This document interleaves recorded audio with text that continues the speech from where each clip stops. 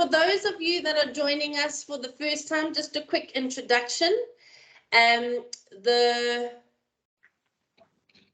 You should see my screen. It should be presenting if Teams is playing along today. But we're the Women in Technology Network. It's a global organization. We're the South African chapter. And you don't have to be a techie to be part of Women in Tech Network. You can also be in tech-adjacent industries that support those technologies and the people that put them in place. So please extend this invitation far and wide.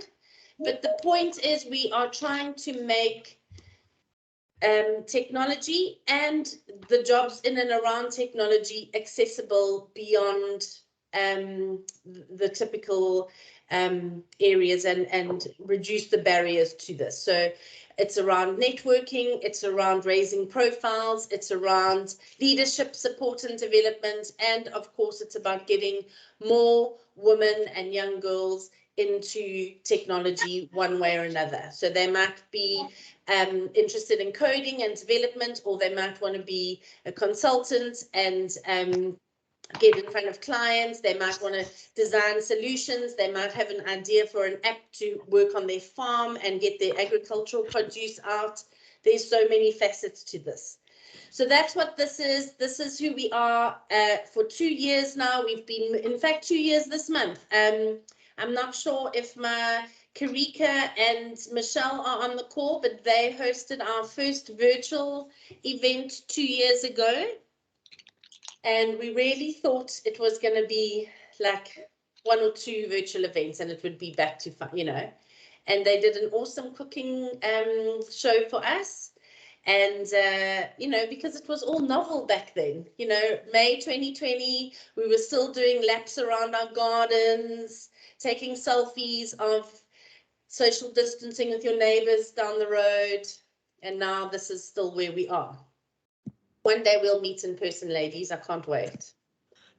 So that's who WIT is. So just a few things around today. So our profile, the purpose of WIT and the purpose of these sessions is to create. Oh, can I just thank you. Is to create an opportunity for networking. So we're never going to be able to substitute the olden days of networking over a glass of wine, bonding, connecting, linking, getting each other's LinkedIn details, etc. So this is what we're trying to do, is we're raising profiles and increasing your networks. So please, guys, feel free to connect with the people that are speaking today. Connect with us on LinkedIn. There is a WIT Network group. The information is over here, so you can find the group on LinkedIn. Please join us. Or won't you pop your mute on? Somebody. And so please, yeah, really join us and share that. That's fine. I'm listening there. I was on connect. I'm just going to mute everyone. Sorry. Don't forget Teams etiquette. Mute until you're speaking. Okay, so yeah, so the purpose of today, our theme around today is introducing you to some incredible women who have started their own business either in the last 2 years or in the last 5 or so years, and 2 years after into a pandemic have pivoted to a point that they're thriving and they're achieving goals. And it's really just super exciting stuff to listen to. And before we jump right into this, I am just going to put Natasha on the spot. Natasha, can I put you on the spot, please? Natasha Person. Is she on the call? Let me first check. Oh, yeah. I am on the Okay. I'm putting you on the spot. Thank you. So before we get going with today's topic, I'm just going to give you a little refresher about our last event, which was at the end of March. And we had a collaborative event with WISIS, which is Women in Cybersecurity, and it was a really, really well-received event and topic. A lot of people reviewed the recording afterwards. And those of you who attended the event might recall Natasha. She spoke at the end as she's the CEO of Legit Smart Solutions. And Legit provided a reduced cost access to their cybersecurity awareness online training. And the kind of caveat to this was for every WIT member and company who signed people up, Natasha and Legit would provide the equivalent number of training seats to women from a disadvantaged community or background or circumstances. So really, really exciting stuff. We have a video to quickly share with you from some of those ladies because it's just a really awesome experience. Natasha, just correct me. So to date, you've had 36 people from 3 companies complete training. So yes, so we've had 36 people from 3 different companies complete training, which has enabled us to currently sponsor 34 ladies in the communities who've never been able to afford this kind of training. So really, really excited, and I'm really, really grateful to the WIT Network for being involved. Well, it was your initiative and you shared the goods, so thank you. And I'm going to now just share a video with you. I think it's about 2 minutes that Natasha took, because yesterday, how many ladies came through? Yesterday we had 15 ladies that came through. So it was really exciting, and we did a little video after the training just to get their feedback on how they enjoyed the course. And we thought it would be nice just to share, you know, some of their feedback so you can see what's happening behind the scenes and how your money is being used. So thank you so much. So here we go. Why don't you just give me a thumbs up if the sound is on, Natasha? Oh, obviously. Take 2. I tested this. This is Murphy's Law for you. When you test something and then it decides that now you're going live, it's not going to work. Don't stress, Lauren. Murphy's Law.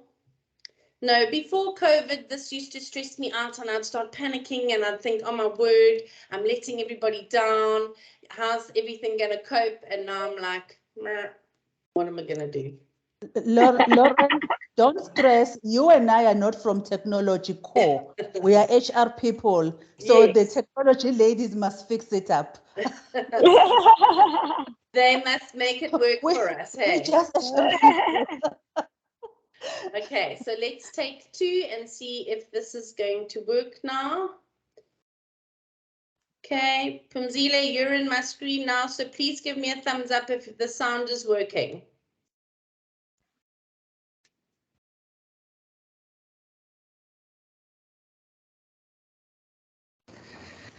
The sound is not working. I think when you launch, Okay, wait.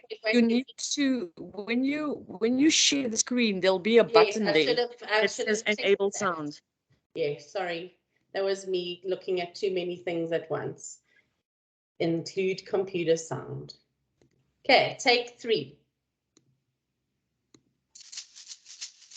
There you go.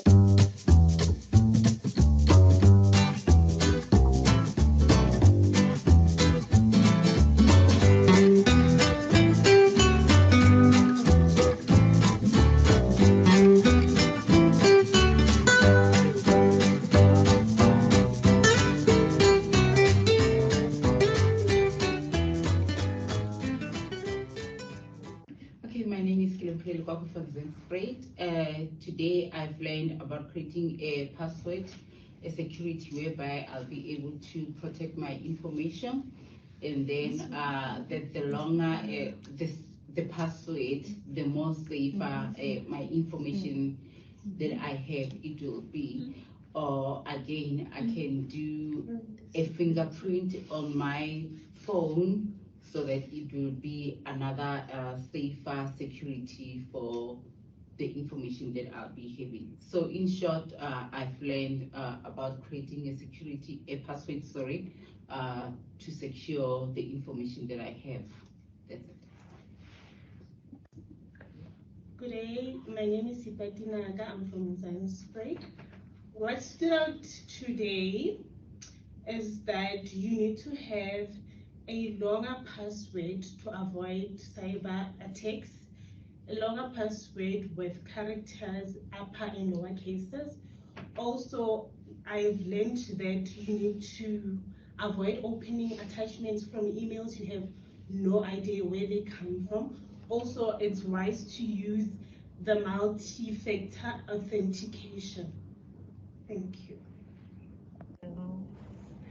Hi, I'm Natasha from Legit Smart Solutions, and on behalf of Legit Smart Solutions and the WIT Network SA and WISIS, I'm proud to announce that we've managed to sponsor 34 ladies on free Microsoft training in the communities on cybersecurity awareness.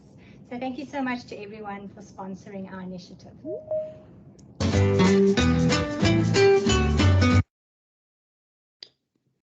Thank you, Natasha. And if I'm not mistaken, you have something to add? I do. Thanks, Lauren. So I think it was a great success, and I think we'd like to offer a winter special as well. We'd like to extend our offering to June and July to raise awareness around cybersecurity.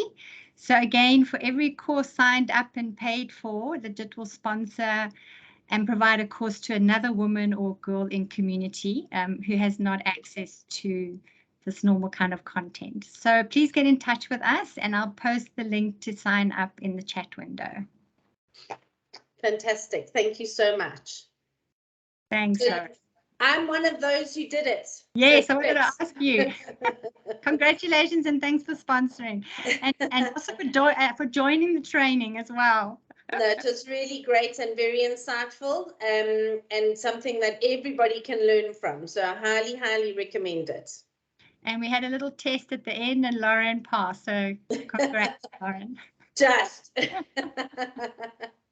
Thank you, Natasha. Thanks. Awesome.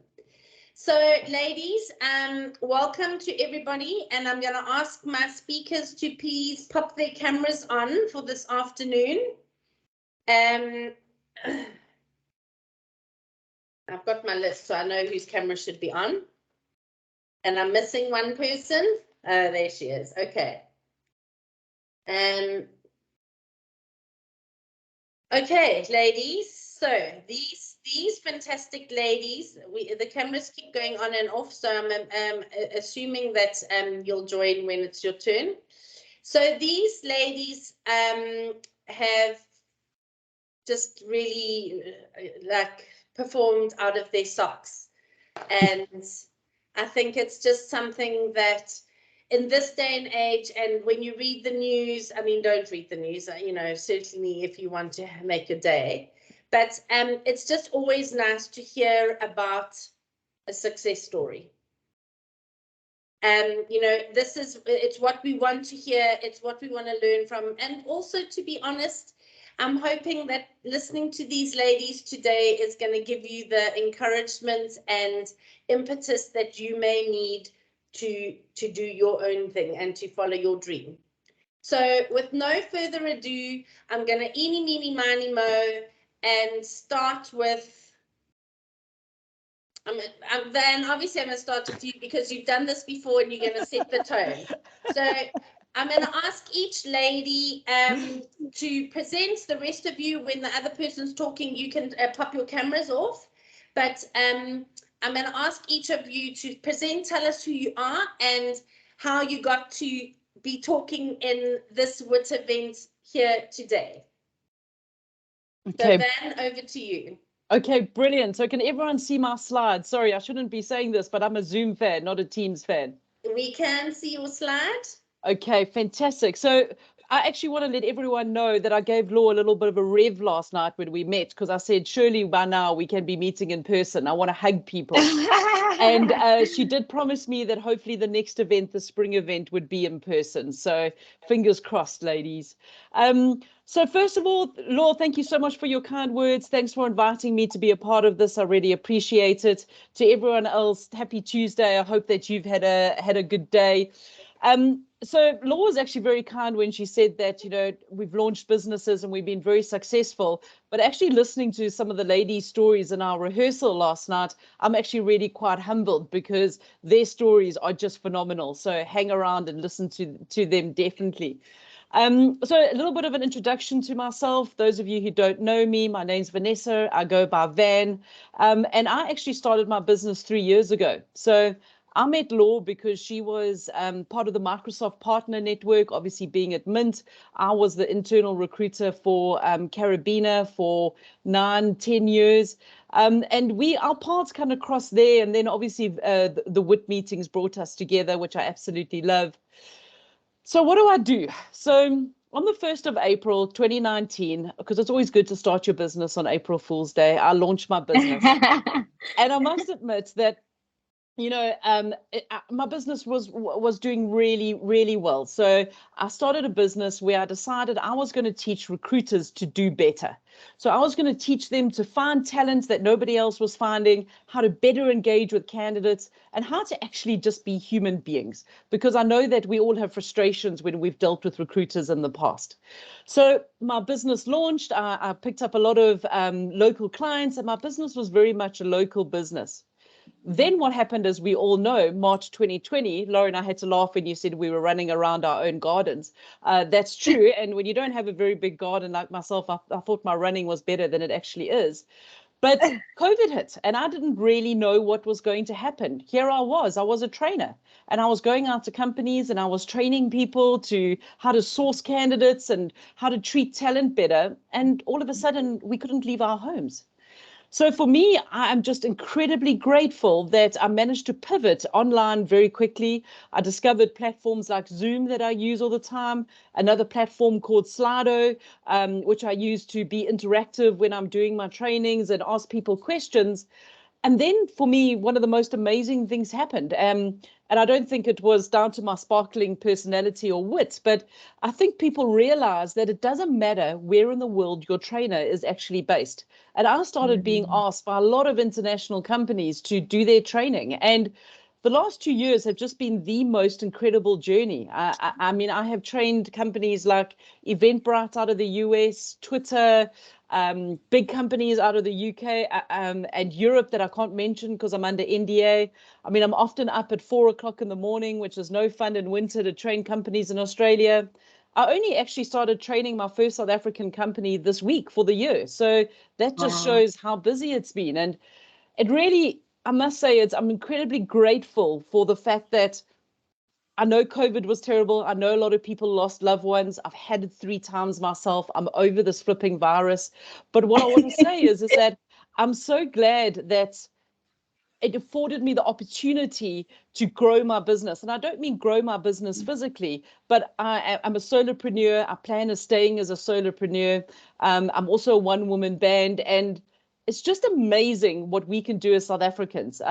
So next month, I'm off to the UK to deliver some training, to present at 2 conferences. I'm in Australia in August. I'm off to Amsterdam in September. And you know what? It's just, I love it when I see Africans and South Africans and females actually making an impact on the global stage. And I'm so proud to be a representative of this amazing rainbow nation that we have in this country. And, you know, to tell people what an amazing place it is and how many they must come here on holiday and things like that. So I just want to say that there's no difference between me and you or anyone else on this conversation. I am just a small town girl. I grew up in Durban, or like I refer to it as the sleepy fishing village. And I happen to find a niche. And that's what I encourage everyone to do. If you're thinking about taking that leap of faith, if you're thinking about, you know, kind of flexing your entrepreneurial muscle, is find that niche and find what people are looking for. And I did that by figuring out that there was a problem with the recruitment industry in South Africa, and I set out to try and improve that. And that, in a nutshell, is my story. I thank all of the ladies, and there's lots of them on this chat who have stood by me, who have supported me. You really do mean the world to me. Van, I think you are the epitome of grit, and I mean that with just that energy and passion that just follows you. I mean, a lot of people would have caved under the circumstances. You know, a training business requires training in person, and to pivot that online and to go global like you've done is just really fantastic. And I've made a note here that we're going to come back to and discuss just now, but it's exactly like that, finding your niche and solving a problem. So really cool. Thank you, Van. Thank you so much. Okay, Zanele, you're next on my screen, so I'm going to jump to you. So Zanele was one of those fantastic finds, I have to say, I know Ilana isn't joining us today, but Risha, are you on yet? Ilana and Risha. Yes, I am. Yeah, thank you.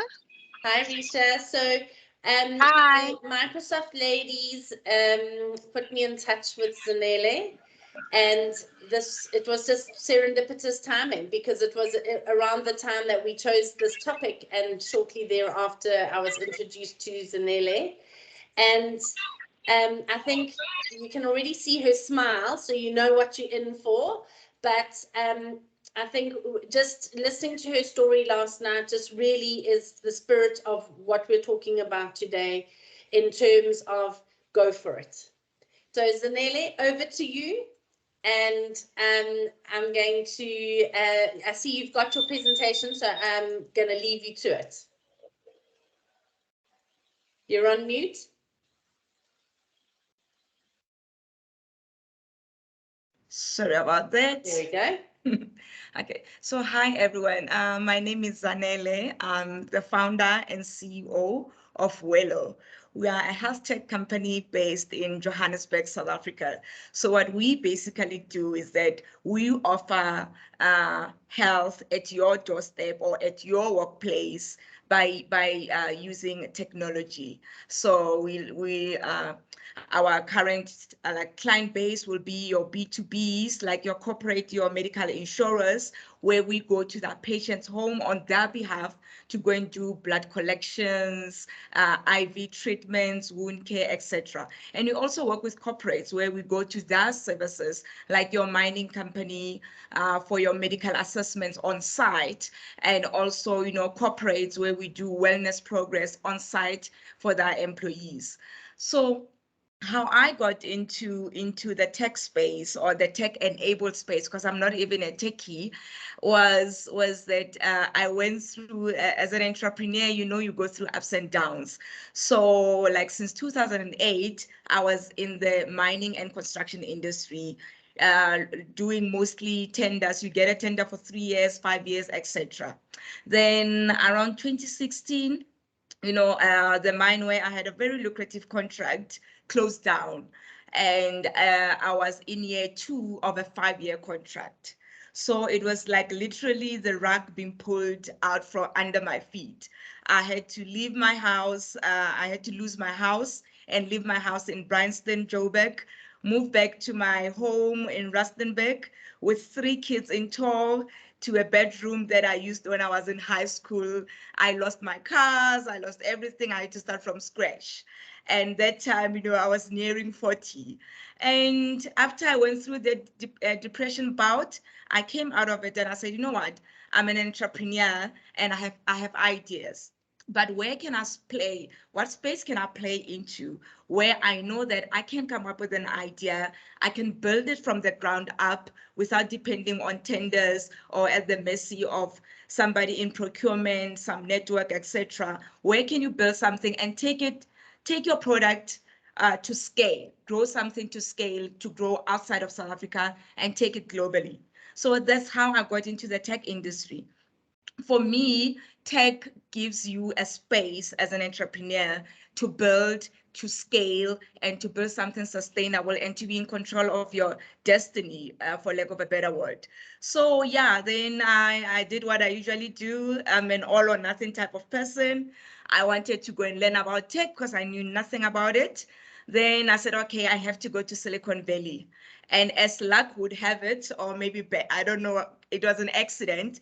I had an accident with the very last car that I had. It was an old Kosaska donkey, 400,000 kilometers on the clock.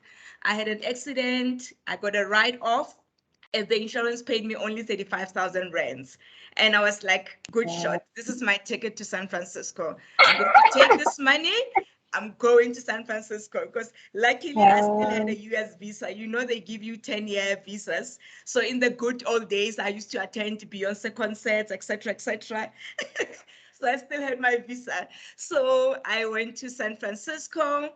And I was like, I'm going to attend events. I'm going to create my own little incubator program. You know, I heard Van speaking about Eventbrite.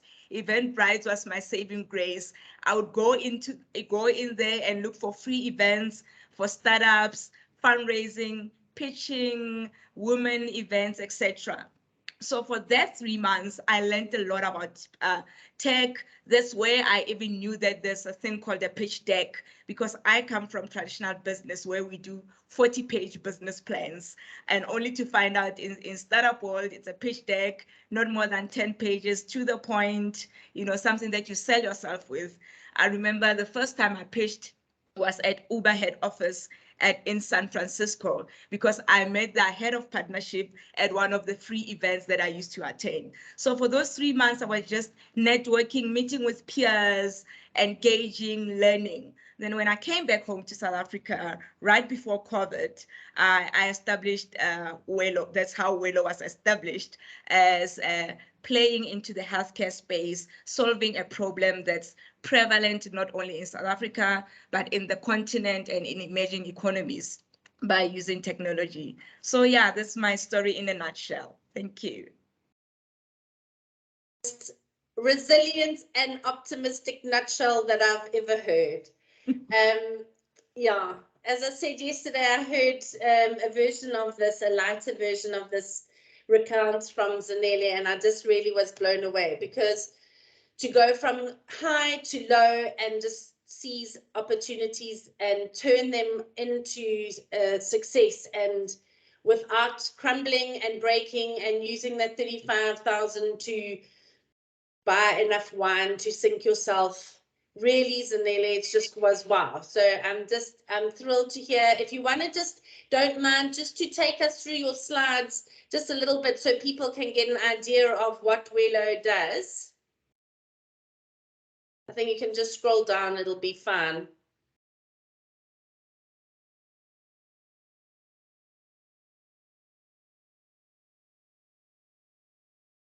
Do you want me to pull it up? Oh, we got it. Oh, there we go. Let's see. There we go. And hop again. There we go. You're on mute, Zanele. Okay, is it better now? Perfect.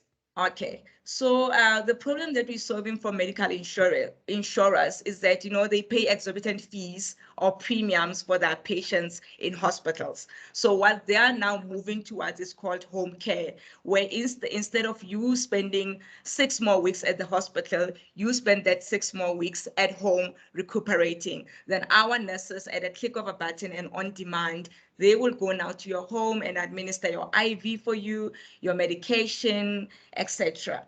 And we also do the same service for your practitioners, especially doctors who are into telehealth. After they do a consultation with Zanele over the phone, they still need to take your vitals. They still need to take your urine samples, your blood samples, etc. So that's where we come in as their on-demand partner on the ground, so that they don't have to waste like 35,000 per month hiring a full-time nurse. And then for our corporate clients, we currently have Hitachi as one of our corporate clients. We do medical assessments for them. And we came up with a nice dashboard that helps them check in real time, because I spend a lot of times in the mines, working in the mining industry. I know that health is key, productivity is key as well.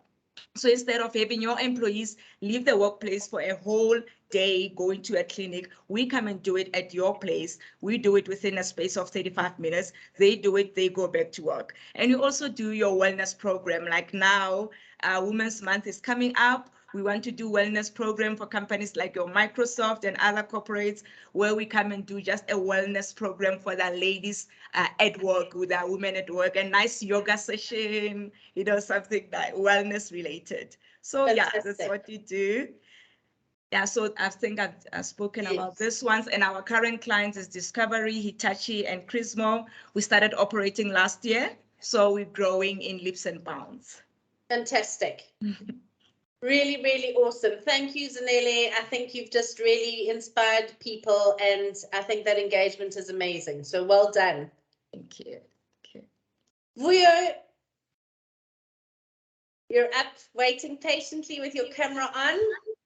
And so Vuyo was introduced to me by another WIT member, and the description in the email was like, I think you're really going to like what Vuyo has to say.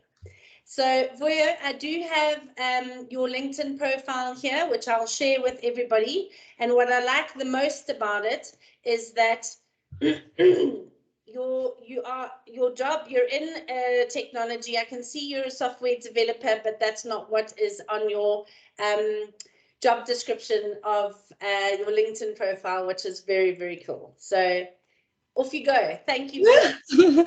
Okay, hi everyone. I hope you can see my screen. Okay. Hello. No. This is fun. We can hear you. Oh, okay. It literally looked like you guys froze. Okay. Can everyone see my screen? We can see your screen. Perfect. Thank you. Awesome. Awesome. Okay. So hi everyone. My name is, okay, I think my internet is very slow, but then I literally switched over to the next slide.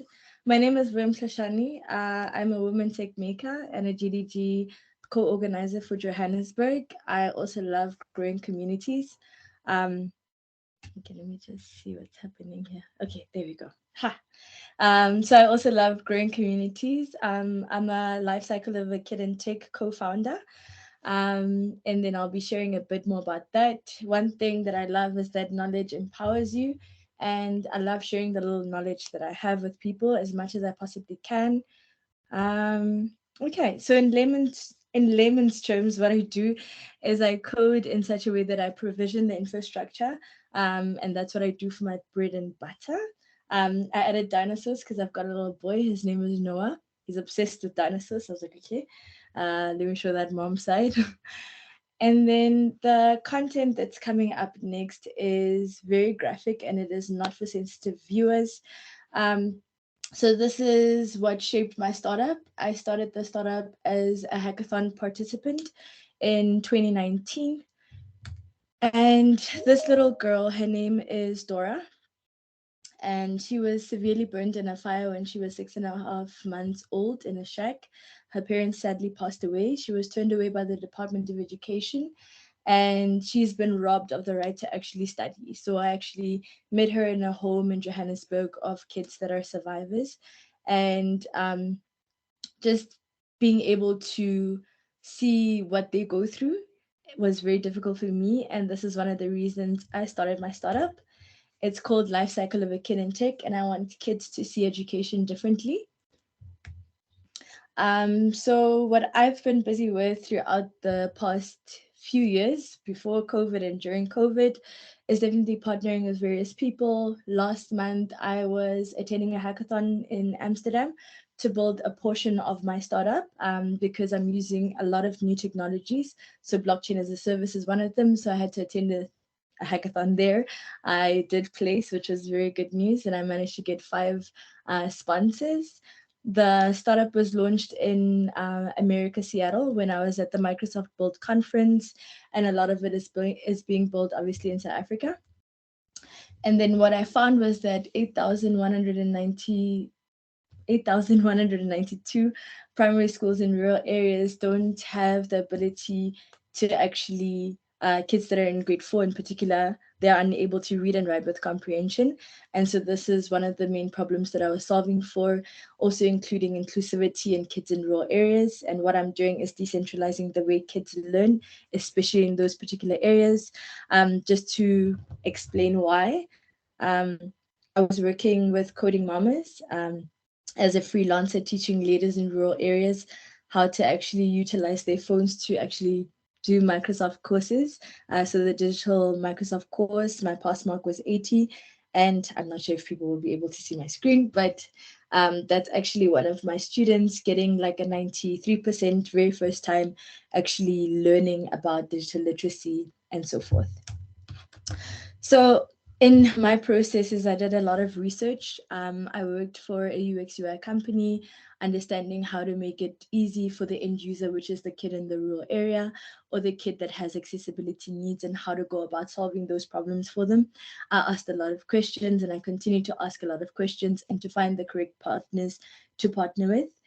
I broke a lot of things. I broke a lot of things, especially when it comes to technology. You'll find that when you're trying to build something like a platform, it's not going to necessarily turn out the way you want or envision it to. So then I have to adapt, and I continue to build.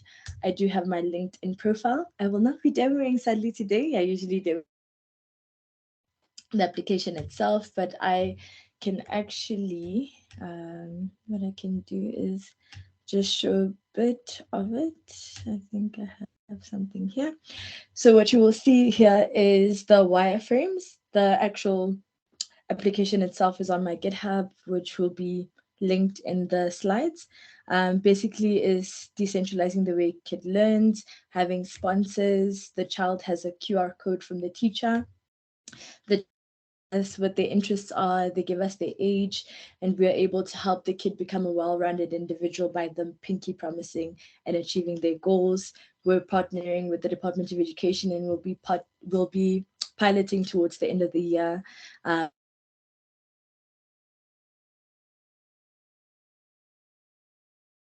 Grow communities, especially in the tech space. So I actually write blogs, help people and ladies get into the cloud native space. So this is just explaining how to get started with GitHub, what pipelines are, what I've been learning, what cloud native computing is all about.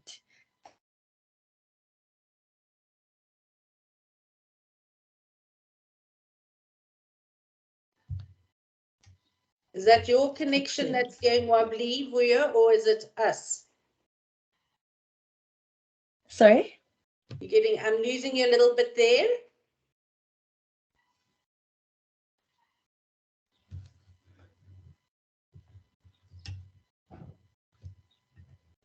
Okay, I'm going to, are you coming back? I think it's a connection, Lauren. Yeah. I mean, I can hear you very clearly. Yeah. Vuyo, Okay. amazing. Now I can okay, I can hear you too, sorry. Okay. It's the joys of living in the Val. I'm so sorry. But yes, I do have my Twitter and LinkedIn and GitHub attached on my slides, and I'll be sharing that. But basically, as I mentioned before, I love growing communities and assisting where I can. So amazing, really. I think there are a lot of people on this call in your presentation that had a massive lump in their throat seeing that little girl. And for me, the thing that stood out is that you did something. You know, there's so much going on, and it's so easy to sit and blame and point fingers, but to just see what you've done and how you're shaping the future of children, I think it's just incredible that, you know, your voice, you're using your voice to make a difference, and using technology is just powerful. I did go on to find Coding Mamas while you were talking, because I found that interesting, and I found the Facebook page. So I'll just drop the Facebook page in here for everyone else to pop on. I have put your LinkedIn profile into the comments as well. But honestly, Vuyo, thank you. That is just really, I think you moved a lot of ladies today. I'm so glad that you shared. Thank you very much. Thank you for having me. Pleasure. Sihle. I did. Hello, everybody. Hi, Sihle. How are you? I'm good, Lauren. How are you doing? Good, thank you. You look nice and bright for somebody who's also in this country where it's freezing cold. Fortunately or unfortunately for me, I'm actually in the bright sun of Cannes in France. And so when you said you missed the time before COVID, I'm like, actually, I think there's no COVID here anymore because nobody's wearing a mask at all. So you're obviously going to have to explain to us what you're doing in Cannes, France. Absolutely. Sorry, so, do you mind if I ask you to pop your camera off while Sihle is presenting? Thank you. You're going to have to explain to us what you're doing in France. I would be happy to. Hello, everybody. It's been so inspiring just sitting here today and listening to all these women's stories. I mean, I'm just like, oh my God, like people are doing such incredible work. So my name is Sihle Nontshokweni. I'm at Cannes at the moment in France. I was here to both pitch and to present the work that I've been doing during the pandemic, which is the Ultimate Book Show with Sihle Nontshokweni. The Ultimate Book Show is a television series that we have created during the pandemic. We started in 2021. And really, it's about spotlighting extraordinary writers and unearthing the stories behind their books, their scholarship, their visual and their performance art.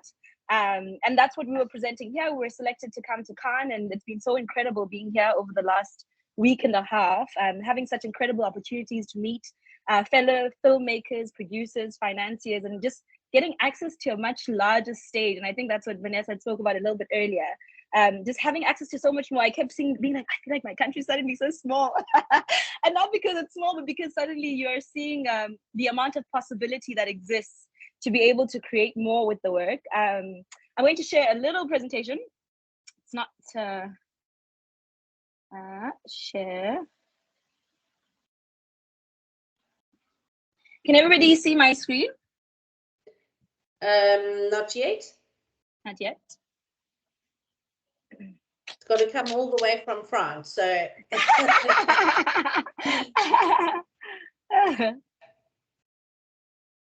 you see it now? No? No, maybe just switch it off and share it again. Oh, lovely. Phone. I think.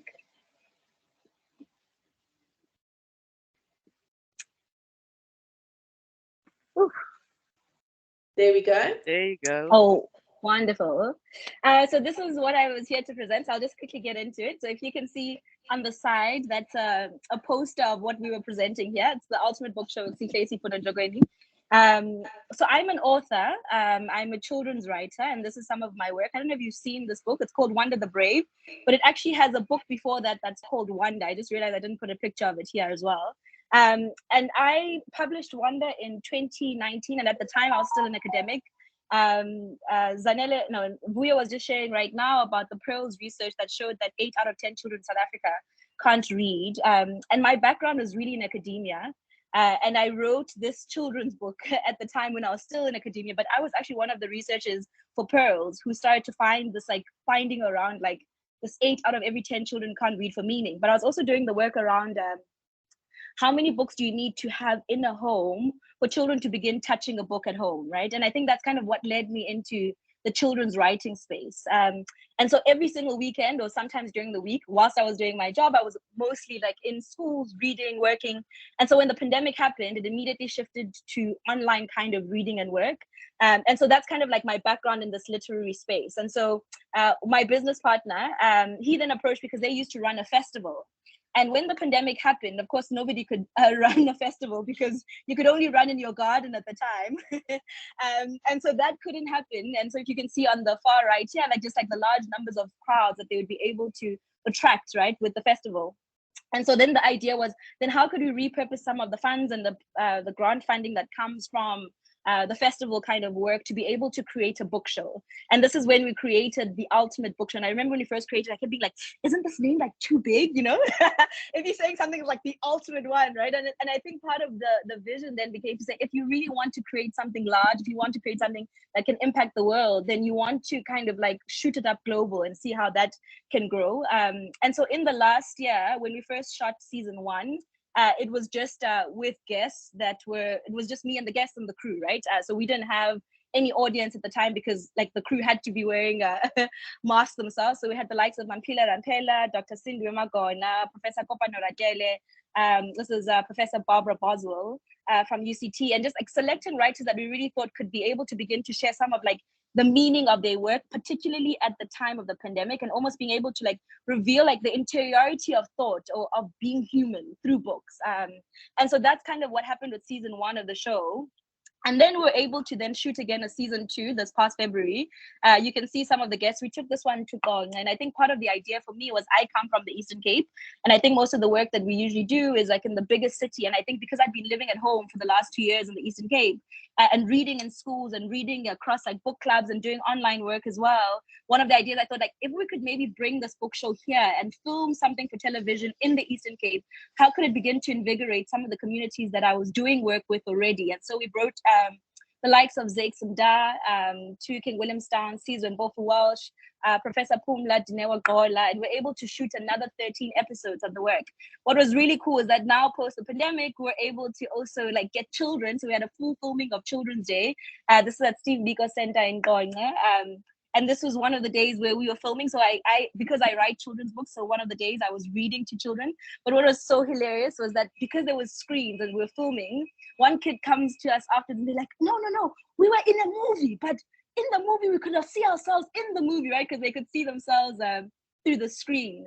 And so I guess the work that I do has changed so much due to the pandemic, being able to do a lot more online work. But what I think I've found is that the work is having so much more reach. And I think as Vanessa was sharing a little bit earlier, has had so much reach in the last 2 years. And part of it is that the rights, for instance, of a book like Wonder and Wonder the Brave were bought in the US and in the UK. And so it's been able to win awards that side, and being able to promote the work online has created exceptional leaps. In the last 2 years, we won the Skipping Stone Honor Award for the contribution of this work to diversity and critical thinking. This just a month ago, Wonder and Wonder the Brave actually won the Bank Street College of Education for being the best children's book of the year. And I think part of it is that it's a continuous like engagement about the work. So one part of it is that it's like high impact work, but two is that you're constantly speaking about the work in an online audience that maybe has even more time. At the moment, which is part of what I've been doing here at Khan, is seeking out animation collaborations, and that's been really incredible to have access to like a potential like global platforms to be able to do that with people that are really advanced in their capacity and capabilities to do that work. Yeah, so I think I'll stop there. I'll stop sharing. Yeah, that's just a short summary of both the Ultimate Book Show and Wonder World work. And I think, I guess something that's part of like the online development of the work, right, is questions around like product development. So like, because the book is almost like taking on a character of being human, which is incredible. I don't know what it is then developing t-shirts, right, and like school bags and these like it's like capes, like superhero capes, and just developing those product lines, which is what children are really interested in. And I think that becomes like what sustains the business, because a lot of the reading kind of work is a lot more social responsibility work. But what I've found as well, which I guess I'm just going to close off, is the second segment of the Wonder work is developing curricula around reading. So I work now with teachers and training them around how to read in ways that cultivate joy in children. And one of the big companies that we got to work with last year was the Bertha Center and the Global Institute for Children's Development. And I guess being able to train those teachers using the material of these children's books to develop this kind of work. Yeah, so that's just a short summary. Yeah, so amazing. Sihle, somebody has asked, where can we watch the Ultimate Book Show? Yes, so part of why we're here is really trying to find the right kind of platform. at the moment, the SABC3 is interested in licensing the work, so we are in concluding that contractual agreement. So it should be on SABC3 in the next like 3 months. But online, you can find some trailers of the work, and I'd be happy to share maybe an episode with the group here, maybe something that would be more related to business. I think that would be lovely for everyone here. But we're looking for global distribution, which is why we're also here in Cannes. But in South Africa, it will be the SABC3. Amazing. I think, listen, I'm definitely not going to be alone in describing you as effervescent. I think your energy is amazing, and I'm no doubt you are wowing everybody in France. I think you are super passionate, and the passion that you have for literacy and for changing children's trajectory in life is really just amazing. I'm so encouraged. You know, it's amazing. So really well done. I'm sure there are a lot of people on the call today who are really interested. I see Monique, one of my colleagues, we're both big readers, and she's like, you'll definitely have to do a book sale and signing. So that would be awesome. Oh, wonderful. Thank you so much. Thank you. Thank you very much, Sihle. I am going to, I did drop Wonderworld in the link to Wonderworld into, okay, I haven't yet. Let me quickly do that then. So people can go on to that and see you. Oh, I did put it up there, but anyway, yeah. So share information and yeah, good luck. We're all going to follow you on Instagram to see how it goes in Cannes. Sounds amazing. Thank you. Cool. Thanks, Sihle. Next up, I'm going to ask Laura to join us. Laws, are you there? Hi. Hello, Laws. How's it going? Hello. Good. How are you? Good, thank you. I'm just going to pull up your slides for you. Oh, great. Thank you so much. There we go. So this is Laura, and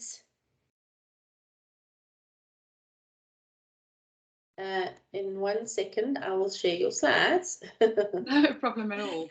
Nice to see somebody else has problems with technology, even though we're on a Women in Technology forum. They never want to work for me. It never wants to work for me when when I do my practice runs, everything goes perfectly.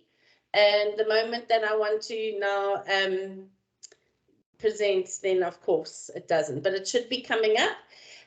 So Laura and I were at Rhodes together way back,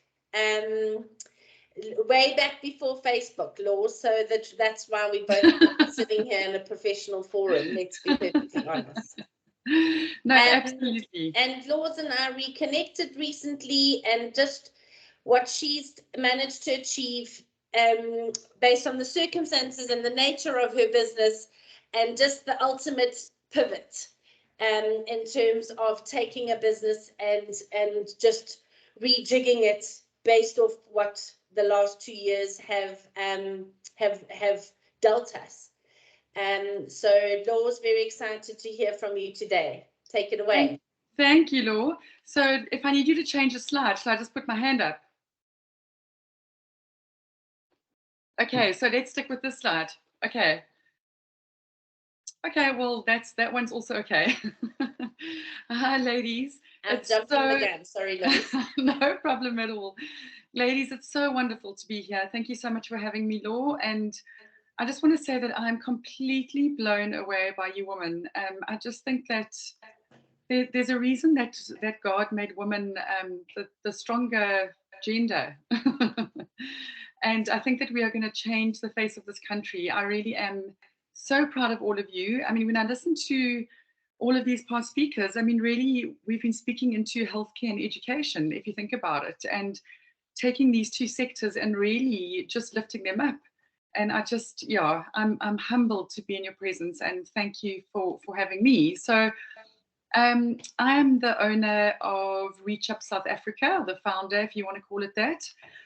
We started off in 2014, and the story behind it really is that we went on an expat assignment to Australia, my husband and myself and my son, who was only 18 months at the time.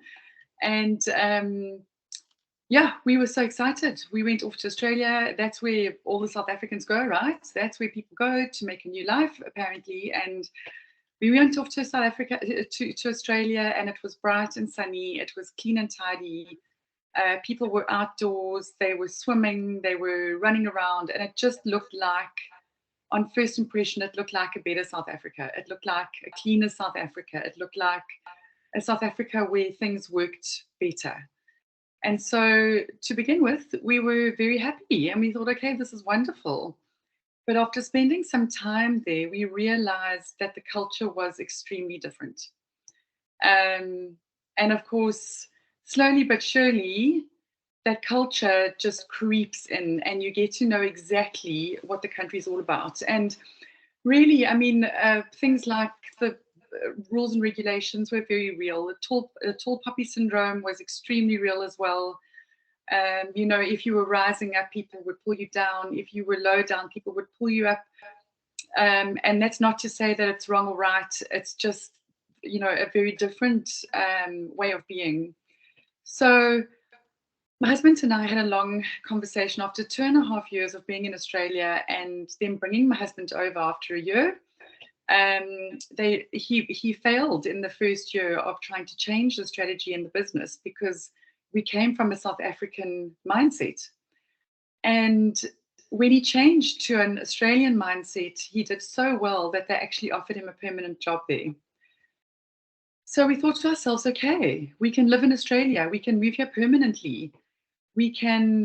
Our son will have an okay education. He'll have a good education. He'll be safe. We will have a mediocre, you know, life. We will be, you know, on this line and everything will be fine.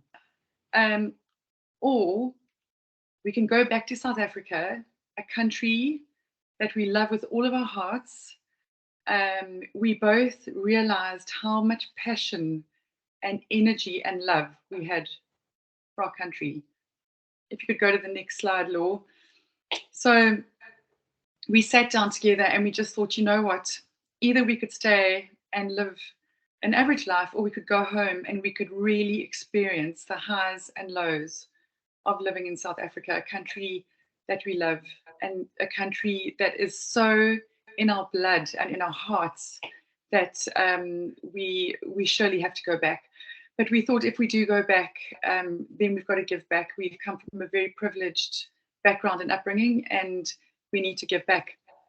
So what we did was we decided that the only way that we could hopefully transform South Africa in the smallest way was through inspiring and through education.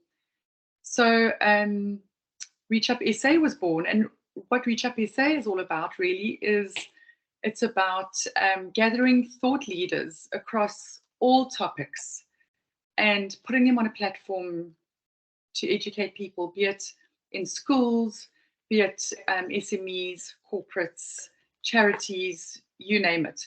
But it's got to be the absolute thought leader in that topic. So we're not so much a speakers agent where we have 1 million speakers under leadership, for example.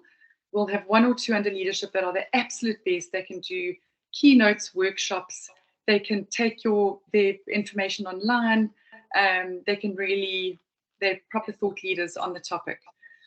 So we came back to South Africa, and at the time I was actually, and still am, I still suffer from a chronic illness.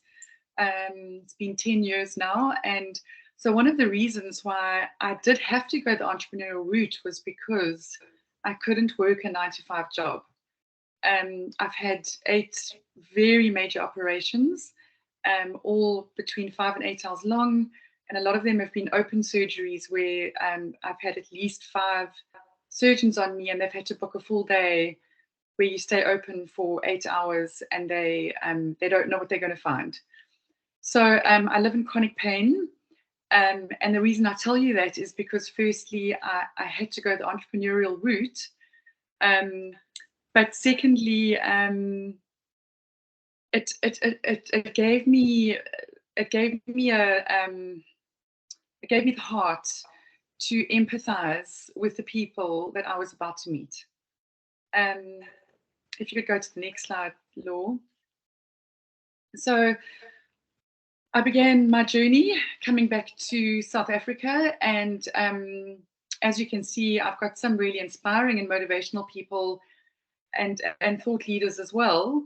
These are some of the really inspiring people that I've really spent time with. And, you know, during my 8 years at WIT SA, or shall I say the first 6 years, it was 90% with people, spending time with my clients and spending time with my service providers.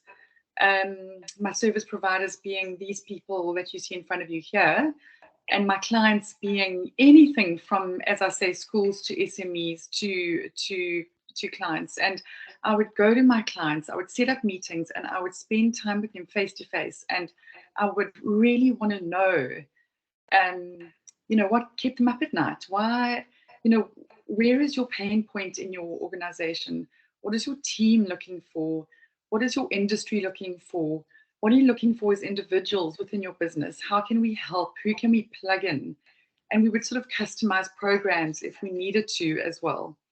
Then equally, I would spend time with my service providers, and I would meet with them and have coffee with them and listen to their story and empathize with their story and give them a platform. It would make it a lot easier when I knew them very, very well to put them on the right platform and to match them with the right client. So if I could just briefly, just for a bit of fun, tell you about these 4 people in front of you now.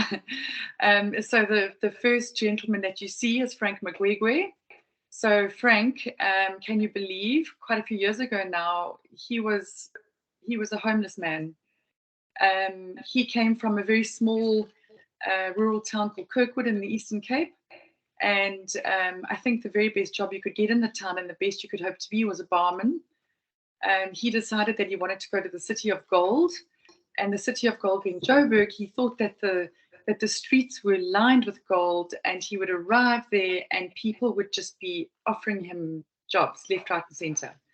So he saved up all of his money and he went to Joburg, and he also had this absolute desire to educate himself and to learn. He just had this absolute ultimate passion inside of him to learn. Anyway, long story short, he came to Joburg and he got off the train, and he was not confronted with this golden pathway and people, you know, jumping at him, offering him jobs.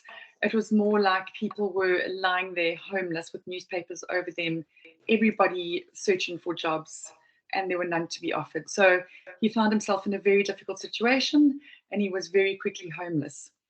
He says it was the most invisible he's ever felt in his life, and there is nothing worse as a human being than feeling invisible.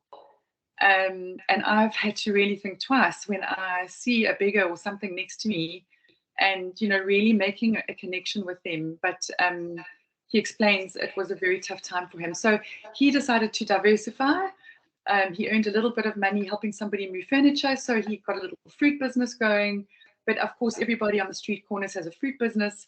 So then to pivot his fruit business, he started to package his fruit differently. So he had an apple and a pear and an orange as opposed to 3 pears.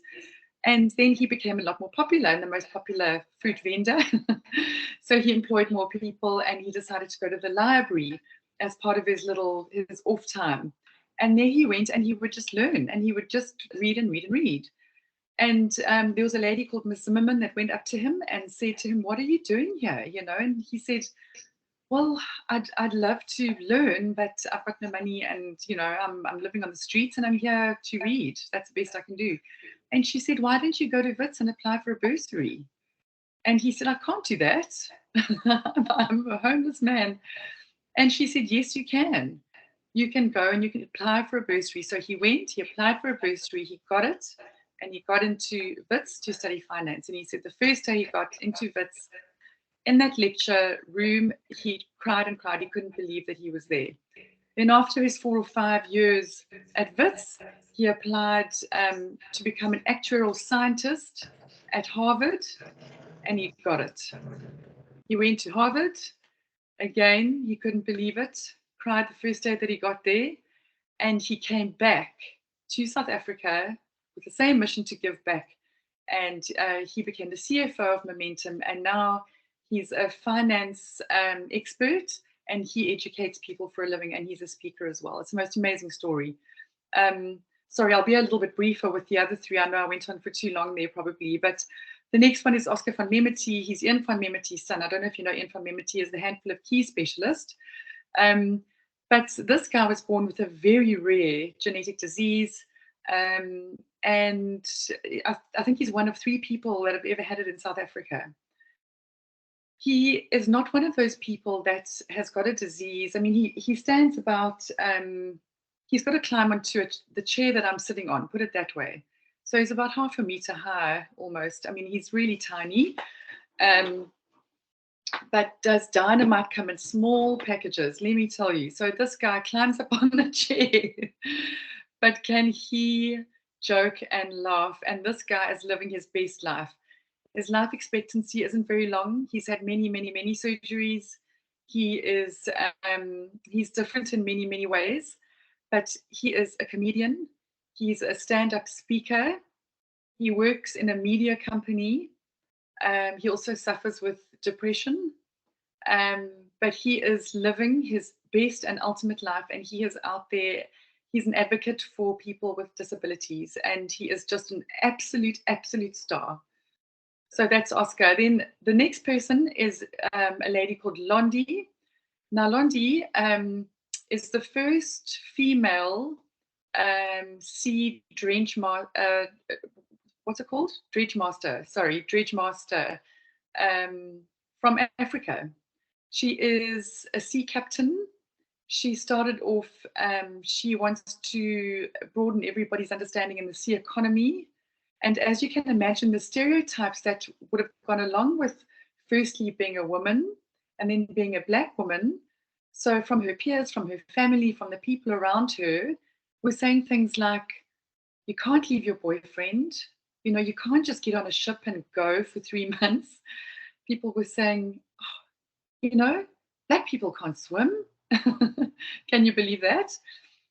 People would, you know, mock and joke, and she still stood up and she stood her ground, and she's broken all these stereotypes, and she is just making headway in the sea economy and for women all around the world, not only in Africa and South Africa, but all around the world. And I'm so proud to have her on my team. Then we have Stephen McGowan. A lot of you may recognize him. He was captured by Al-Qaeda in Mali. He was traveling on a motorcycle with some friends from London back to South Africa. And he was captured by Al-Qaeda, and he was held hostage for 6 years. For the first 3 years, he was miserable. He was a victim. He was riddled with lice. He had mental illness. He had physical illness. He was just going from one day to the next, surviving. And then after those 3 years, he decided that he was going to actually make a stand, and he didn't know whether he was going to see his family again, but he decided to become more resilient and to take one day at a time and to do what he could in his little frame of reality to make his life better. So he started to exercise. He learned Al-Qaeda's language. He changed his religion as a strategy for survival. And he started to help them. And by doing that, he gained their trust, and he was released, you know, with a lot of help from the gift of the givers, etc., etc. But he was released after 6 years, and he's got a hell of a story to tell. Anyway, I just wanted to give you some insight into some of the people that I spend some of my time with. But of course, then along came our darling COVID. And after spending all this time, 90% of my time connecting with people and connecting with my clients and matching them together, suddenly there's no stage for my people to stand on. Everybody was completely rattled. My speakers were rattled. My clients were rattled. They didn't know how to handle the situation. Virtual was only becoming something that we were all getting used to. My speakers were all like, we were all trying to figure out the space. Do we charge the same? Do we charge less? Is it the same value? Do we do it for free? Do we use this opportunity to build up our presence and then charge? What do we do? You know, it was a really difficult situation. Plus, my clients at the end of the day were slashing their budgets. They were saying, we are not doing any L&D, we are not doing any training. But never before, and I'm sure you may agree with me, did people need this sort of inspiration more. People were depressed, people were lonely, people were hungry for some kind of inspiration. How do I get out of myself? How do I get out of this? How do I inspire my team? How do I lead my team? How do I get out of this state? People were suffering in so many different ways, but of course there was no budget. And this kept me up at night. I thought to myself, there's got to be a model whereby my clients and my speakers can share the platform, where my speakers are earning some money and my clients are getting this ongoing inspiration that they so desperately need. You can go to the next slide, please, Law. So I started a program called First Tuesdays. And what this program is all about really is it's something that runs on the first Tuesday of every month between 9 and 10 o'clock in the morning. And what I did was started a model whereby a bunch of clients can join and they all pay for a small piece of the pie, and they come on. There are a couple of packages that are available. They come online and they bring on their colleagues, or they can gift a client, and you can come on and you can watch one of the most inspiring speakers for a quarter, a fifth, an eighth of what you would normally spend. And you can spend a small amount every month and you can inspire your team on a monthly basis. I did a lot of research at the time, and there were a few topics that came up as quite important, and that was mental health and wellness was number one. Everybody needed mental health and wellness. Resilience was a really big one.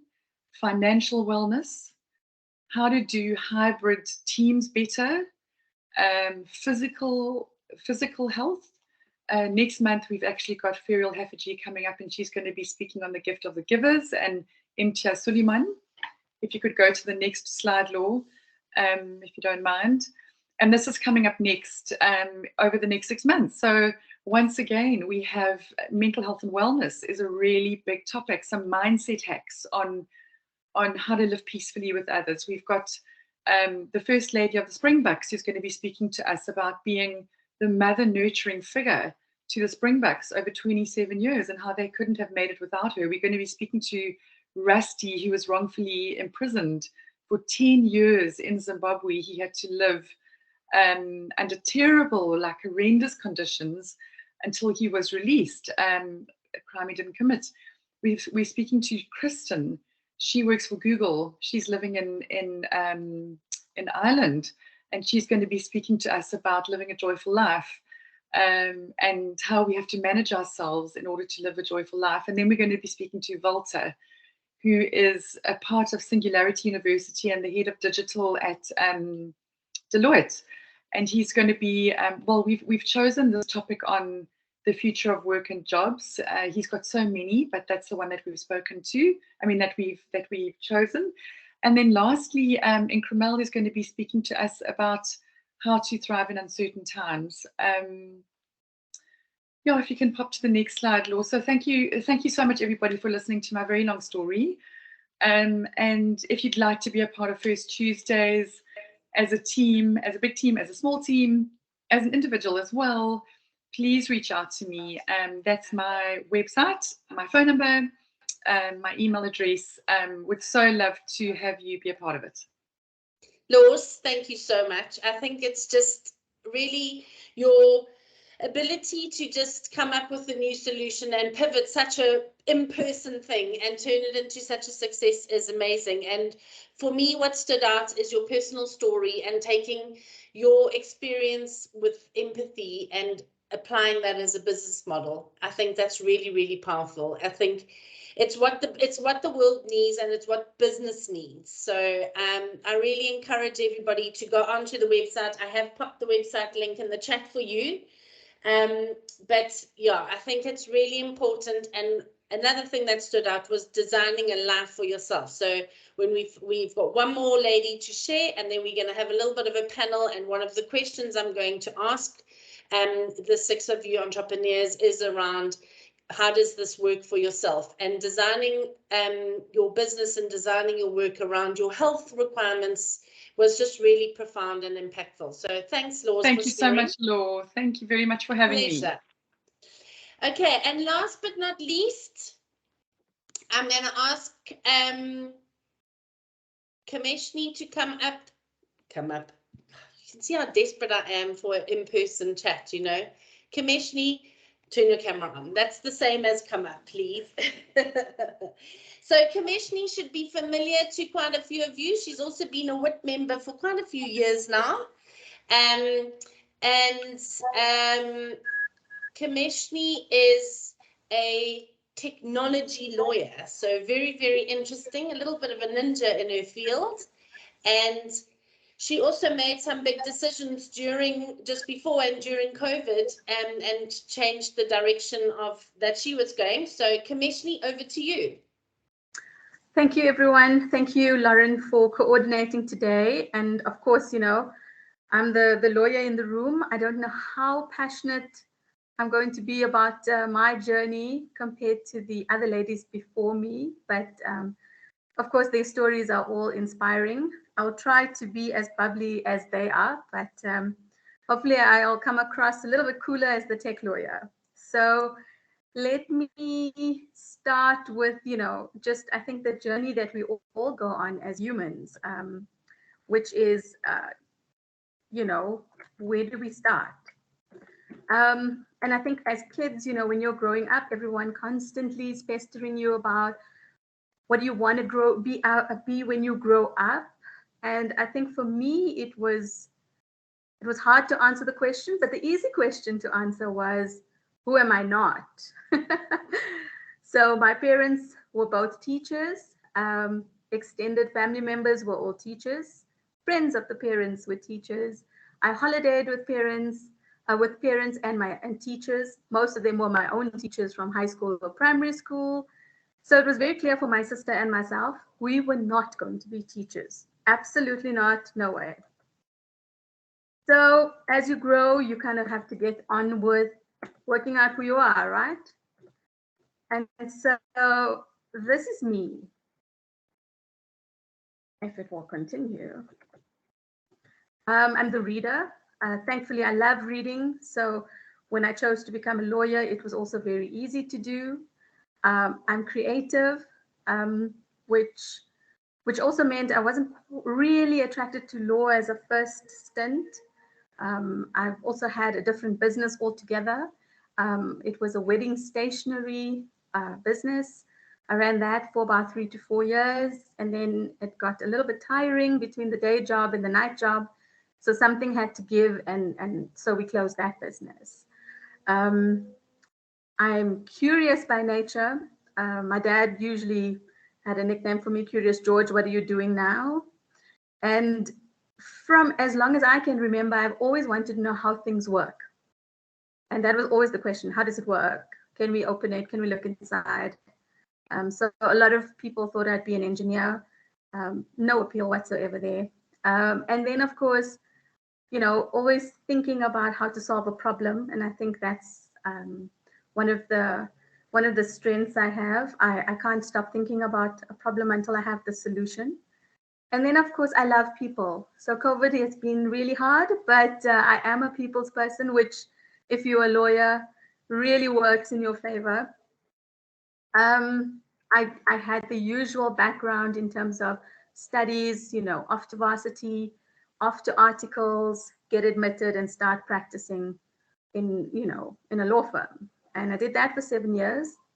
Funny enough, you know, I was always the oddball. So I was either too bubbly for the law firm, not quiet enough, wear darker colors when you go to court.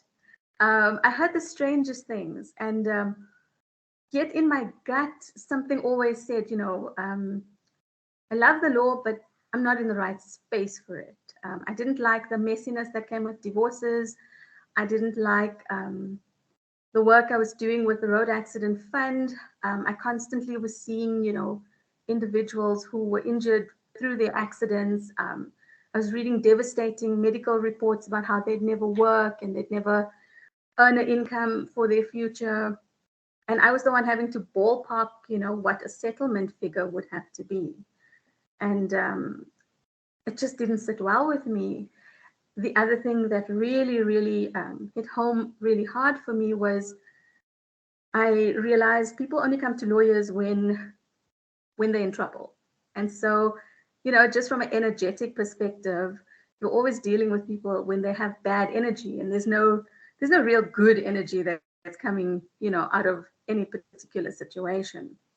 Komeshni, I was sorry to interrupt. Do you know that Sure. your spider's not moving? Yes, at the moment it's not. That's fine. Okay. Yeah.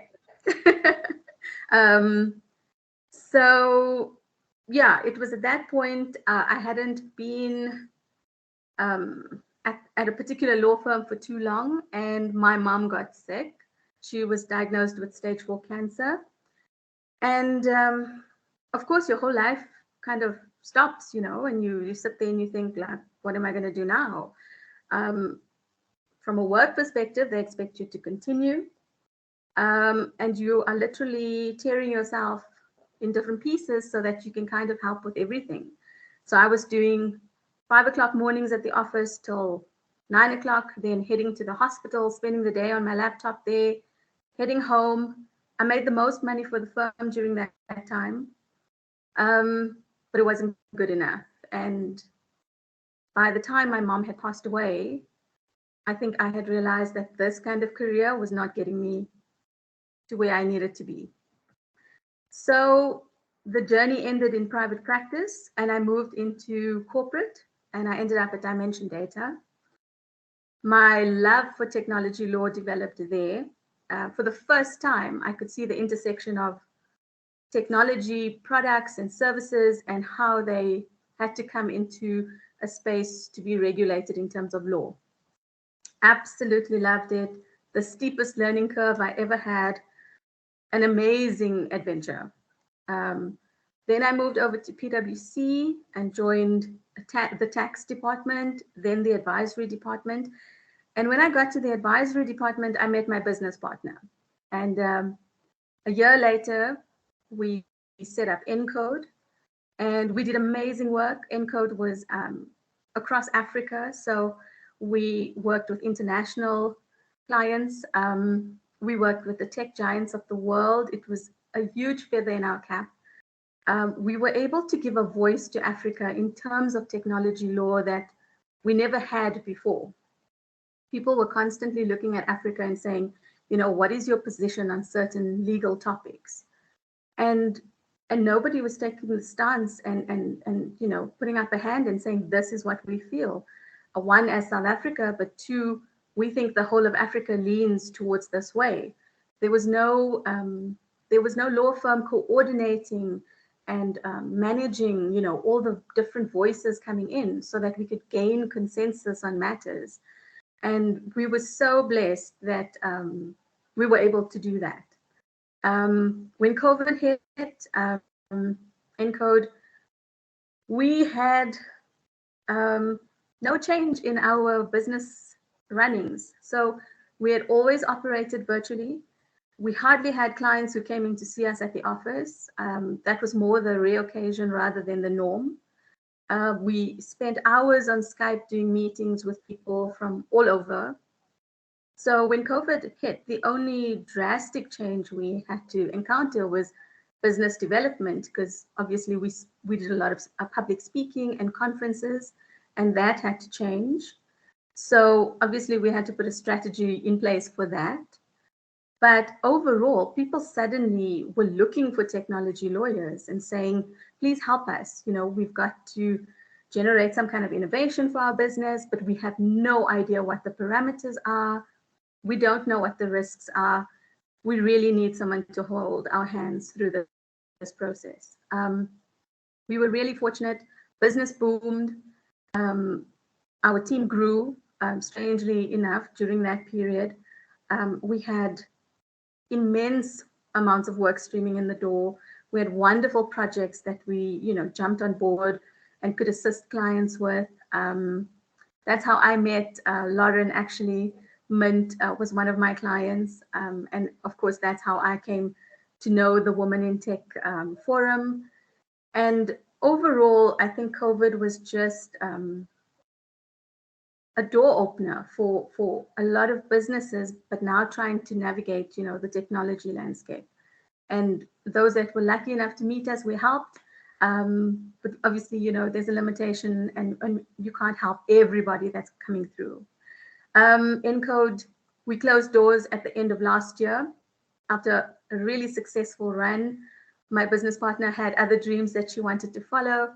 And of course, for me, it meant I had the opportunity to really find and set up the business that I have found and grown to love. So my first love is tech law. I've enjoyed all aspects of it, and I have enjoyed setting up business at Zela Tech Law. We're still tech lawyers at heart. We deal with all aspects of innovation. We advise on risk. We support our clients as best as we can. We look at your compliance. We look at risks that you may face through contractual arrangements. If there's anything around scaling, expansion into other markets outside of South Africa, we can support you. These are the things that we offer. So on the advisory side, it's your normal legal services. Mentoring and coaching is something that was very informal at the previous business. At Zela, we've decided to formalize it. And we've also got a research and development arm. So there we have a partnership with the University of Cape Town, and we teach. So in spite of everything I tried not to do, and I steered very far away from it, but I've ultimately become a teacher. We work with a range of companies, all the way from startups, tech companies, corporates, and we work with incubation programs inside of South Africa and across the continent. We work with one in Ghana.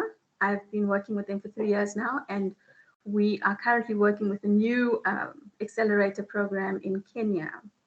The one thing that I can tell you, which has always bothered me as a mentor, I'm really passionate about uplifting African startups, especially our tech startups, because I believe that's our way of accelerating our continent to a fantastic space. For the 7 years that I've been mentoring, I have most probably dealt with 300 male founders and co-founders. And in all that time, I've had 2 females. That's a dire stat. It never sits well with me. It's part of the reason I tried to jump in and get females in tech, inspired enough so that they do set up something of their own and they follow it with passion. But I think our programs are not yet geared properly enough for the females. We have so much work to do in that space. And I think each of us, doing just a little bit, the small steps ultimately will lead into giant leaps. And my slide does not want to change. And I think that brings me to the end. Sorry, everyone. The slides just did a wobbly there. No, that's perfect. I did have a giggle about the fact that you've ended up teaching, so I'm sure your parents are thrilled, your dad and your mum looking down. But Komeshni, Sure. You answered a question straight up right in the beginning. We always talk about what do you want to do? We ask people, what do you want to do? We ask kids what they want to do. And it's really just as important to know what you don't want to do. And knowing that is so integral to making effective career decisions. Knowing that you didn't want to work in that environment, knowing that you didn't want to be working on those cases or under those circumstances, and making the change. I think that was really, really powerful. And one of the other notes that I made here was just around kind of syncing up industries that might not have ever been imagined to go together. So no one would imagine law and technology, you know, lawyers, kind of, you know, all those old books, and you sign hundreds of documents and it's dusty. And, you know, now you're talking about this just dynamic transition and the partnership with law and technology. And I think it's really fantastic. So well done. Thank you. Thank you. Thank you for joining us. Can I ask if the other speakers can all pop their cameras on? I have some questions for you. I am conscious of time, so we don't have too much time. One of the questions that I wanted to ask all of you, because we're highlighting your entrepreneurship, your dreams, following your dreams, and really going forth. How do you balance this? Because it's very easy when you're the boss and the chief marketing officer and the chief HR officer and the chief financial officer to be doing all of those things full time. How do you create a work-life balance? Zanele, let's start with you, just because I know you've got 3 children. So yeah, you know what, for me, I found out that there's no balance. I tried, it didn't work. It's a mirage. If any one of you have found balance, please write a book and let us know and make your billions. But how I got about it was that I asked my question, what is important, or who is important right now? How can I structure my time? So let's say I have a meeting with somebody from Google. I struggled the whole 2 months to get that meeting, and I'm told that my daughter is in hospital. It means that Google has to go. I have to be at the hospital side.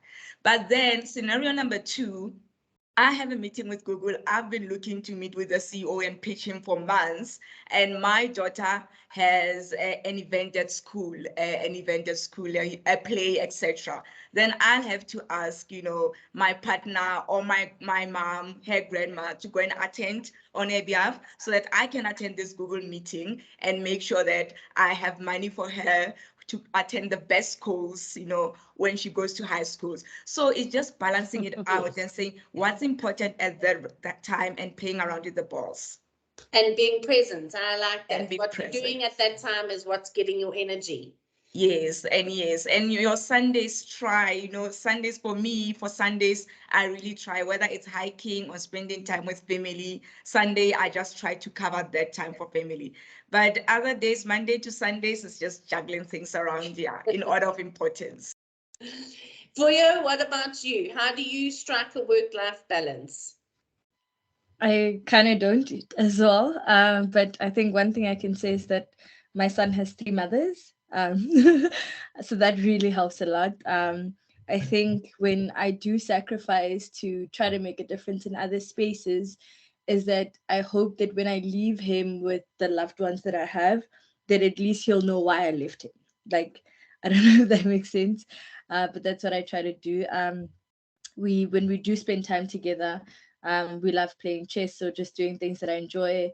I'm very competitive, so that's why I'll attend hackathons and so forth. So I think just even in that relaxation time is that I love upskilling and then just making those connections as well. So that's sort of like how I do it. There is no. No, I think it's also important to remember you need your own time. Your kids might need you, your significant others might need you, but you also need your time. So that's really important. Komeshni, what about you? So Lauren knows this, but not many of you. I became a mom very late in my life, so in my 40s. And it has been the hardest thing to learn what that juggle is all about. I have a fantastic network. So my husband is hands-on. My helper is our nanny, as well as, you know, doing everything around the house. We've got a fantastic arrangement where they both step in. We have cooking days that helps me balance when I'm busy, like now, you know, where your evening is only going to start after 6 o'clock. So I have the freedom to do it, but it does take immense planning to make sure everyone's on the same page. Everyone knows the timings of everything. It it's hard work, and like Lauren indicated, you know, mom needs her space. So I make a determined effort to get to the gym, because I think that's the only place that no one's looking for me. I'm just there to be. But I agree with Zanele 100%. I make the same decision about being a very conscious parent, and I live in the moment. And when it's work and it's home, I'm constantly doing the in the moment decision making all of the time. So I think that's the only way you do it. Perfect. Van, what about you? So what I'm actually just finding so interesting with everyone's answers here is how we're all so different. And I agree with Zanele. There's no such thing as a balance, right? It's a work-life integration. It's how you get the two to work together. But like Zanele keeps her Sunday free for family and hiking. That's my Saturday. I never switch my laptop on a Saturday, but I always work on a Sunday so that I'm ready for the week. I know who I'm training the next day. So it's so different. But you know, Laura, I think it's all circumstantial. And I think that we can put too much pressure on ourselves around a work-life balance. Like, I'll be completely honest with you. I have zero work-life balance. I started training at 7 this morning to a lady in the Philippines, and I'm going to finish at 6. So that's an 11-hour day that I've done today. But you know what? I'm happy with that, because the exciting news that, you know, that my family's got to share is that we've actually just bought a property in Plet, and we're going to be moving to Plet in the next 12 to 18 months. And when I get there, I'm not working 11-hour days. I'm going to structure my time very differently. But while I'm in Johannesburg, while it's winter, while it's miserable, I'm going to work as hard as I freaking can to make as much money as possible, to owe as little as possible on my house by the time I get to Plet, so I don't have to work that hard. So it all depends on where you are and what stage you are in your life. Love it. Sihle, what about you?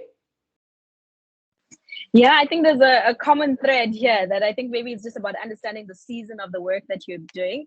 So it's incredible. I mean, when we were shooting the show in February, I was sleeping for about like 2.5 or 3 hours only.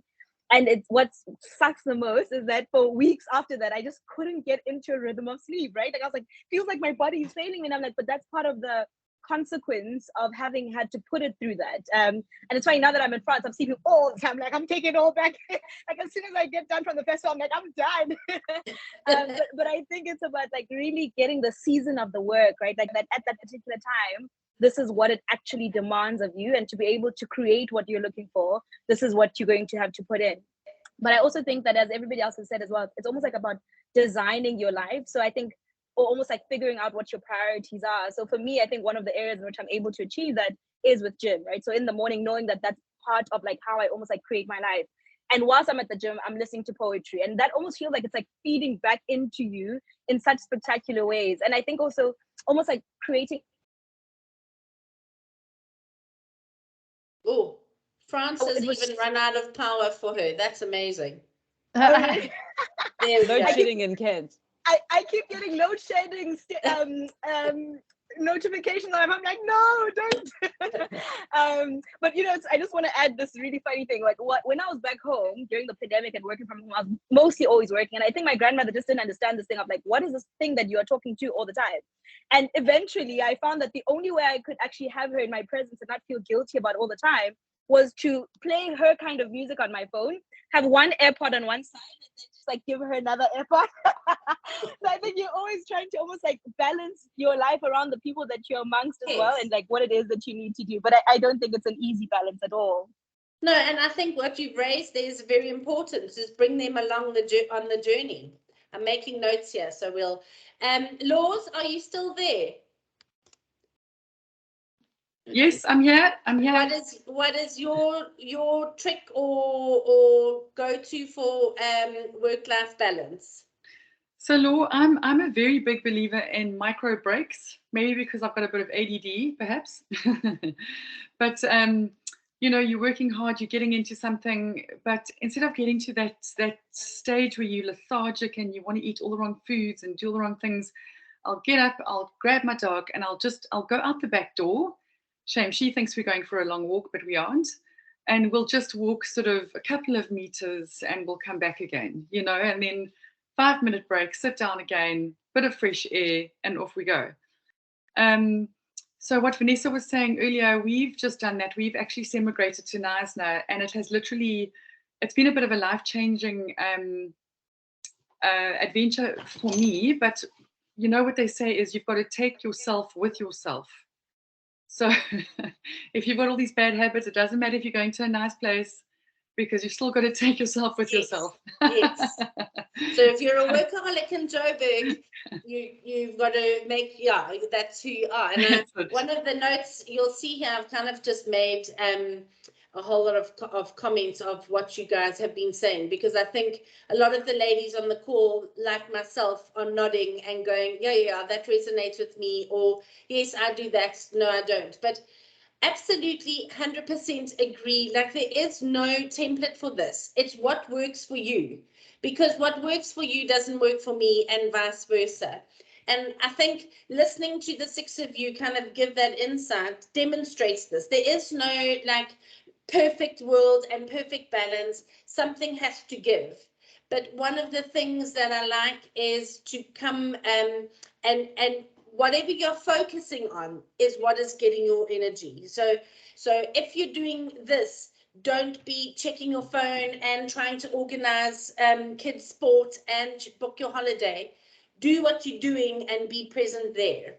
And we're running out of time. And the last question, some of you know that I'm going to ask this. So as many of you know, recently, I'm not naming names, but somebody was prepared to spend an obscene amount of money on a flag. And fortunately, some censors came to. But I want to put to you, ladies, if you receive 22 million rand today, what would you use that 22 million rand for? And it can be across anything, just off the top of your head. You don't need to think deep and dark about this. What would you do with 22 million rand based on the thread of what you've been talking about today? So, Van, let's go with you. I'm going to go around my screen like this. You're on mute. I was just thinking, is it really bad to say I'd pay off my house and go to a plec tomorrow? No, I'm kidding, ladies. You know what my biggest thing is? At 22 million rand, we've got to solve this unemployment issue in South Africa.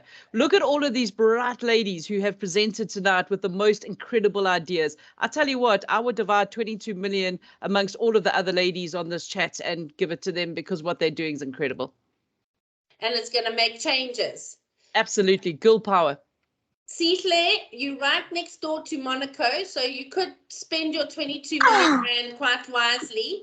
And what would you do with 22 million rand? How would that impact your business and your vision, and what would you do with that money?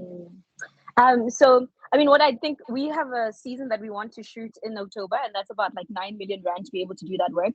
But I think what you could be able to do with a budget that's that size is to take what you're about to do with the filming work and activate on the ground reading opportunities and digitalize an opportunity for that, right? Like, so I think you take, like, you build up this event, you bring in the likes of Chimamanda Adichie, Wole Soyinka, some of the biggest writers in the world, and you actually revitalize the sense and opportunity and culture around reading in the country in ways that we haven't seen before. And so you take the anticipation for that event to market and to build book clubs for children and to work with ECD centers and to train teachers in a way that when the event happens, you've done so much work on the ground that it can't be the same when it's done, right?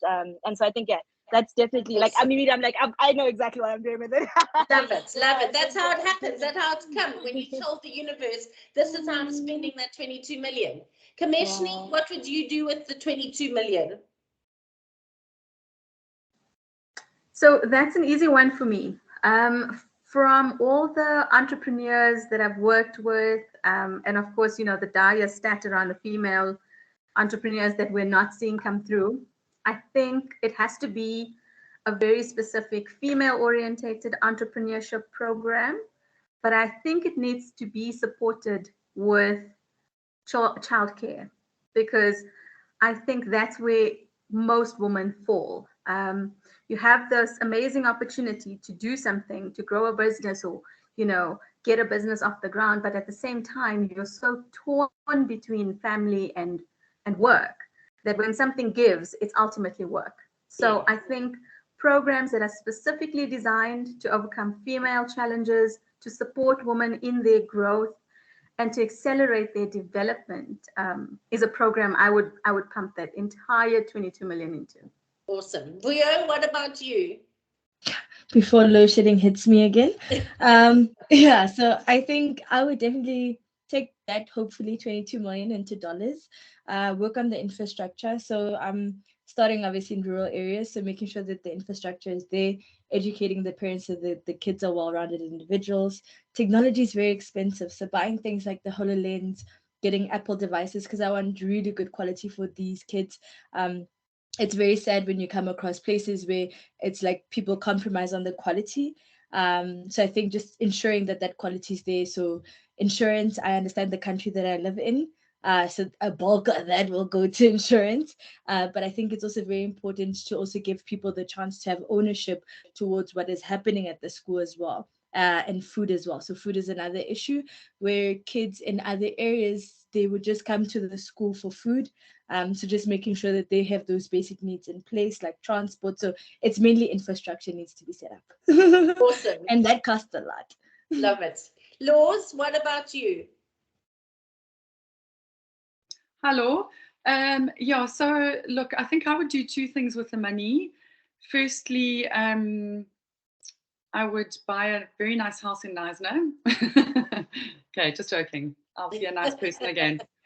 We'll host our next WIT event there. So yay! Okay, no, I would. So Clem Santa actually said something that really resonated with me the last time I heard him speak, and he said, so he's a future scenario, like a scenario planner type of thing, and he said the only way that South Africa is going to move forward is to become a people economy. And that basically means that people like us, exactly like us entrepreneurs, uplifting, growing, employing more people, so that the unemployment rate drops and, you know, the country's lifted up in so many different ways. So I would really pump a lot of that money into entrepreneurs so that they could grow their businesses and they could hire people and the unemployment rates would drop. And then I think I would also spend a large amount of the money into education, but maybe more into the rural sectors where, you know, the kids just don't have good facilities, helping the teachers there, helping with, you know, books and stationery and buildings and teaching the teachers and, you know, train the trainer, all of that sort of stuff. Just really Fantastic. From an education perspective, yeah. Last but not least, Zanele, what would you do with 22 million? We're currently fundraising for about 8 million rands for Vuyo. So 8 million rands, I will definitely put towards Vuyo because we want to build a product, we want to expand nationwide and grow our team. And the rest of the money will go towards township entrepreneurs. I'm so passionate about township entrepreneurs and just pulling them to the tech space. I've been doing it, for free, where I have entrepreneurs reach out to me on Twitter and, you know, on my social media, and I go with them through that pitch deck. I help them how to write that pitch deck. I introduce them to my investors because we fundraised around 180,000 USD last year. So I introduced them to my overseas investors myself because it's all about network. So I would love to just pump money into getting more township entrepreneurs into tech. And the last one, I would love to spoil my gogos in the township. When Vuyo started, we started as a medicine delivery in the townships. So the people who helped us to be where we are before we pivoted to the big guys, you know, the enterprise guys, were the gogos who used to, you know, pay for us to go and fetch their medication from the public hospitals. I remember that time I didn't have a car and I would use a taxi, get a taxi, go and wait on queues for them, get their medication and things. So that's where we started. Last year, I took them to a hotel in Pretoria for a full buffet, and most of them haven't been on a plane. So I told myself, you know, once we pop, we're going to Cape Town now. So until we go to the New York Stock Exchange, when we ring the bell for Vuyo, so they'll always come with us. So yeah, that's what I'll do with the money. Love it. Ladies, honestly, I think we're all feeling like 10 kgs lighter. You've just lifted spirits. I'm feeling so positive about South Africa. I'm so excited. I hope everybody watches this recording. Please share it far and wide, and let's get the people who can invest 22 million rand into these ideas and projects. Let's partner, let's network, sign up with the different people, follow all of them on LinkedIn. And really this is amazing. Thank you to the 6 of you for speaking today. It's been so powerful. All of you are making a huge difference in South Africa. And it's amazing. It's inspirational. It's positive. It's powerful. And just to recap what we said, it takes grit. It takes perseverance. It takes resilience and optimism. It must be very easy to get brought down by load shedding and corruption and the state of the country, but you are looking at what you can be. Look at the potential, look at the power. Passion. It takes empathy. It takes standing up for others and using your voice. And those things, those qualities that you have are really powerful. And I just want to say thank you to each of you. Today has really been an incredible session. And I look forward to hearing what you're doing, because no doubt all of your affirmations tonight will come into fruition, and it's just really powerful. So thank you. And ladies, thank you to everyone on the call today. Please, I'm going to pop the recording up onto our WIT channel now, and on YouTube, please share it far and wide. And I really just want to say thank you to all of you. Really, just what a great way to end Tuesday and to kind of think about all the solutions that we have at our fingertips. Thank you, Lo. Thank you, everyone. Thanks, everyone. Stay in touch. Thank you. Thank you so much. See you in person soon. Thank you so Good much. luck and stay safe and warm. Thank you. Thank you, Yes, everybody. Have a great evening. You too. Such a great session. Thank you. And Yeah, thank you so much, enjoy Lo. France, Sihle.